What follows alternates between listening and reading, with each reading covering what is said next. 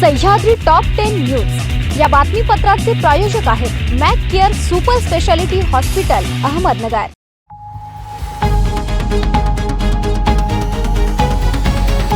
नमस्कार, मी साक्षी। न्यूज 24 सह्याद्रीमध्ये तुमचं स्वागत। पाहूया अहिल्यानगर जिल्ह्यातील महत्त्वपूर्ण बातम्यांचा आढावा सह्याद्री टॉप 10 मध्ये। खर्डा पोलिसांनी प्रतिबंधित गुटखा, तंबाखूजन्य पदार्थ व सुगंधी सुपारीसह आयशर टेम्पो असा 51,41,48 रुपयांचा मुद्देमाल जप्त केलाय। चालकाने पोलिसांचा थांबवण्याचा इशारा धुडकावून टेम्पो पळवल्याने पोलिसांनी पाठलाग करून तेलंगशी गावच्या शिवारात वाहन ताब्यात घेतलाय। 24 ऑगस्ट रोजी सायंकाळी 5:30च्या सुमारास खर्डा पोलीस ठाण्याचे प्रभारी अधिकारी सहाय्यक पोलीस निरीक्षक उज्ज्वल सिंह राजपूत यांना गुप्त माहिती मिळाली। त्यानुसार धाराशिव कडून बीड कडे शिर्डी हैदराबाद राज्य महामार्गावरून गुटख्याची वाहतूक होणार असल्याने जातेगाव फाटा येथे नाकाबंदी करण्यात आली। संशयित टेम्पो दिसताच पोलिसांनी चालकाला थांबवण्याचा इशारा केला, मात्र त्याने वाहन भरधाव वेगाने पळवलं। पाठलाग करून टेम्पो ताब्यात घेतल्यानंतर गुटखा व सुगंधी सुपारी आणि सुमारे 10 लाख रुपयांचा टेम्पो असा 51,41,48 रुपयांचा मुद्देमाल जप्त करण्यात आला। लोकांच्या उत्स्फूर्त आणि विक्रमी सहभागामुळे सद्गुरू गंगागिरीजी महाराज अखंड हरिनाम सप्ताह आता खऱ्या अर्थाने एक भव्य लोकोत्सव बनलाय। त्यामुळे आषाढी कार्तिकीच्या पंढरपूर वारीप्रमाणेच या ऐतिहासिक अखंड हरिनाम सप्ताहाला देखील राज्य सरकारने अधिकृत राजमान्यता प्रदान करावी अशी जाहीर मागणी जलसंपदा मंत्री तथा जिल्ह्याचे पालकमंत्री राधाकृष्ण विखे पाटील यांनी मुख्यमंत्री देवेंद्र फडणवीस आणि उपमुख्यमंत्री एकनाथ शिंदे यांच्याकडे केली आहे। प्रधानमंत्री सूक्ष्म अन्न प्रक्रिया उद्योग योजना अंतर्गत उत्कृष्ट कामगिरी केल्याबद्दल अहिल्यानगर जिल्ह्याला राष्ट्रीय स्तरावर प्रथम पुरस्कार मिळाला। भारत सरकारच्या अन्न प्रक्रिया उद्योग मंत्रालयाच्या वतीने नवी दिल्ली येथे इंडिया हॅबिटॅट सेंटर येथे 24 व 25 ऑगस्ट रोजी आयोजित करण्यात आलेल्या 2 दिवस राष्ट्रीय PMFME कॉन्क्लेव्ह मध्ये हा पुरस्कार प्रदान करण्यात आला। केंद्रीय अन्न प्रक्रिया उद्योग मंत्री चिराग पासवान यांच्या हस्ते जिल्हा अधीक्षक कृषी अधिकारी सुधाकर बोराळे यांनी हा पुरस्कार स्वीकारला। भंगार घेण्याच्या बहाण्याने एका तरुणावर गोळीबार व प्राणघातक हल्ला करणाऱ्या गोरख जेदे टोळीवर श्रीरामपूर शहर पोलिसांनी भारतीय न्याय संहिता कलम 111 अंतर्गत संघटित गुन्हेगारी कडक कारवाई केली आहे। आरोपीचे गंभीर गुन्हेगारी रेकॉर्ड पाहता त्यांना जामीन मिळू नये आणि संघटित गुन्हेगारीचा बिमोड व्हावा यासाठी ही कारवाई करण्यात आली आहे।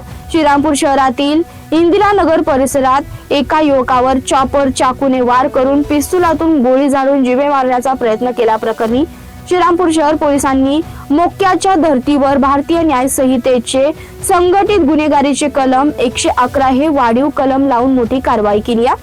श्रीरामपूर शहर पोलीस ठाण्यात दाखल असलेल्या गुन्ह्यामधील टोळी प्रमुख गोरख उर्फ विजय जेदे आणि त्याचा साथीदार मनोज साबळे, जयप्रकाश उर्फ सोन्या बेग, अंकुश जेदे व 2 विधी संघर्षित बालकांविरुद्ध ही कारवाई करण्यात आली आहे।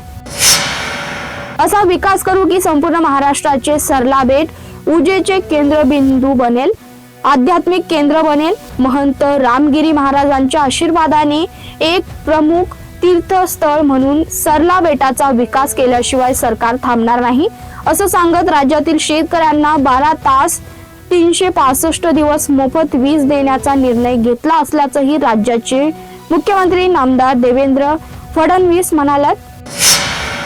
सह्याद्री टॉप 10 मध्ये घेऊया छोटीशी विश्रांती।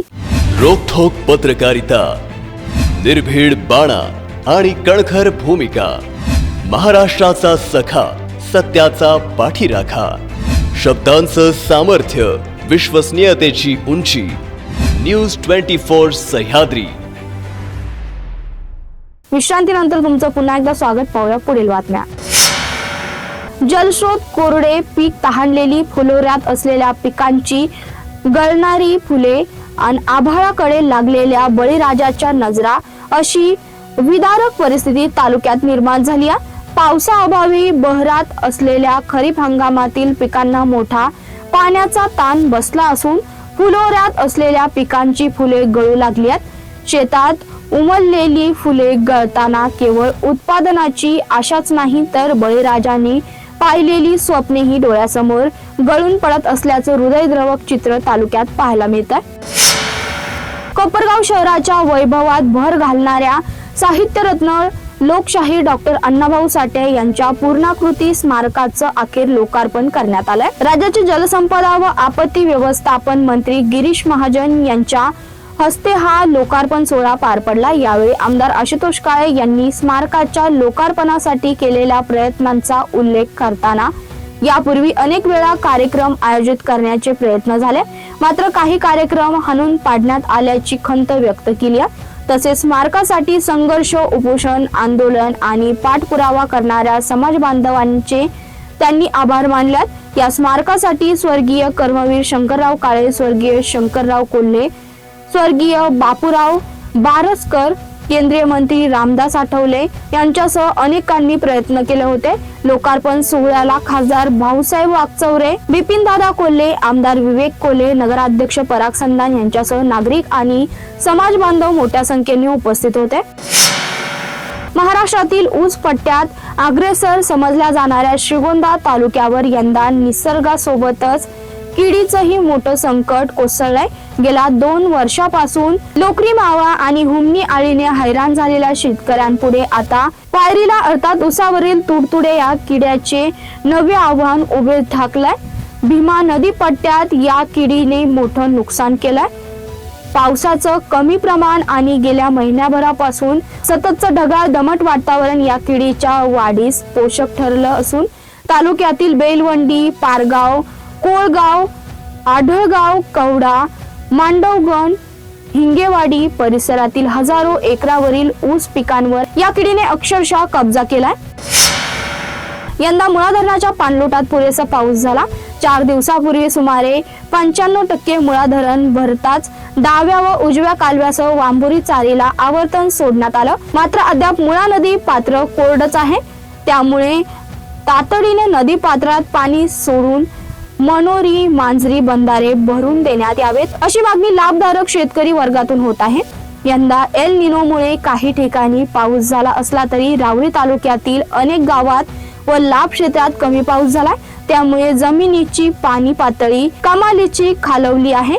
खरीपाची कपाशी, सोयाबीन, बाजरी, मका, तूर आदी पिकांची वाढ खुंटली आहे. अनेक पिके पाण्यावर आली असून शेतकरी मोठ्या आशेने आकाशाकडे डोळे लावून पावसाची वाट पाहत आहे. सह्याद्री टॉप 10 मध्ये इथेच थांबतो. तुम्ही पाहत राहा न्यूज 24 सह्याद्री.